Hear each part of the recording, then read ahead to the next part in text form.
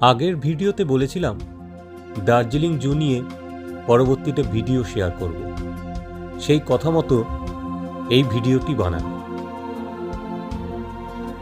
দার্জিলিংয়ে রোপওয়ে চড়ার অভিজ্ঞতার মুহূর্তগুলো আমার আগের ভিডিওতে আপলোড করা আছে।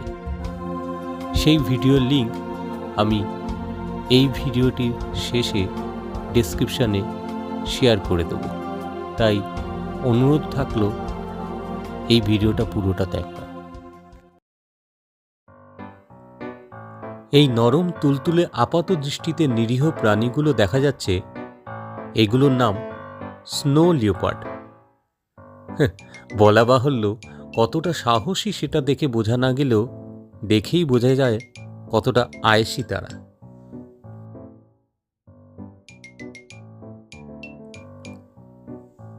এটা এখানকার লোকাল লিওপার্ড, বেশ মেজাজের সাথে ঘুরে বেড়াচ্ছে, আবার মাঝে মধ্যে কিন্তু হুঙ্কারও দিচ্ছে।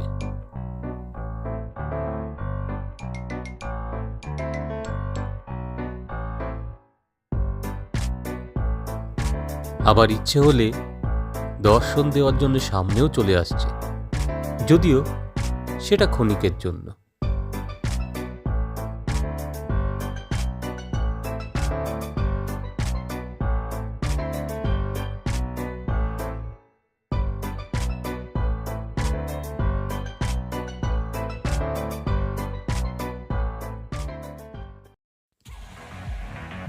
মেজাজটাই তো আসল রাজা, আমি রাজা নই।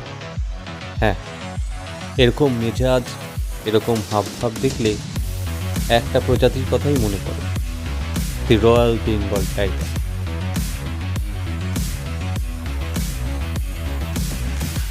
তার নিজস্ব ভঙ্গিমায় তিনি এলেন, দেখা দিলেন এবং সকলের মন জয় করলেন।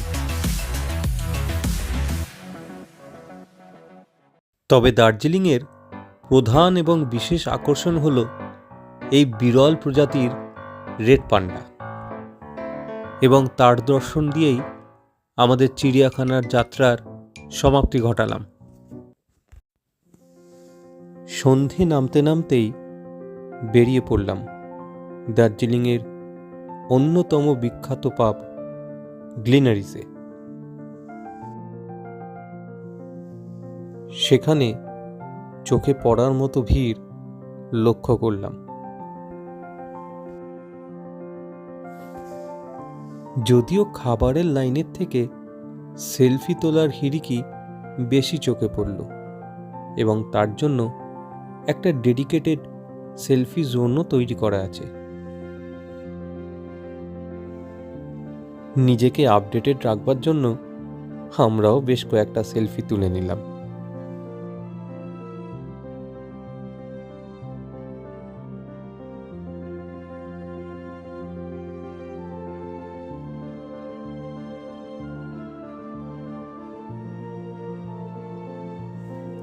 এরপরে ভেতরে প্রবেশ করলাম। ওই ফ্লোরের দুটো পার্ট আছে, একটা যেখানে লাইভ মিউজিক, সেটা ঘেরা, আর এক দিকটা সংলগ্ন, সেটা ওপেন টেরেস।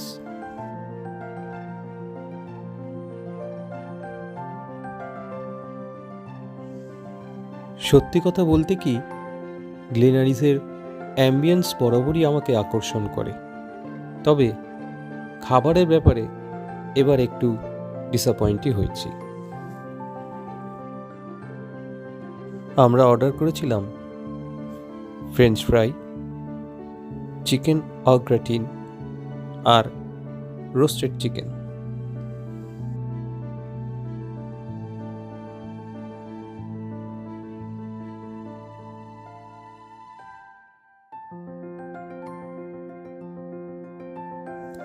খাওয়া দাওয়ার পর্ব সেরে হোটেলে ফেরার পথে টুকটাক কিছু সেলফি তোলার মুহূর্ত।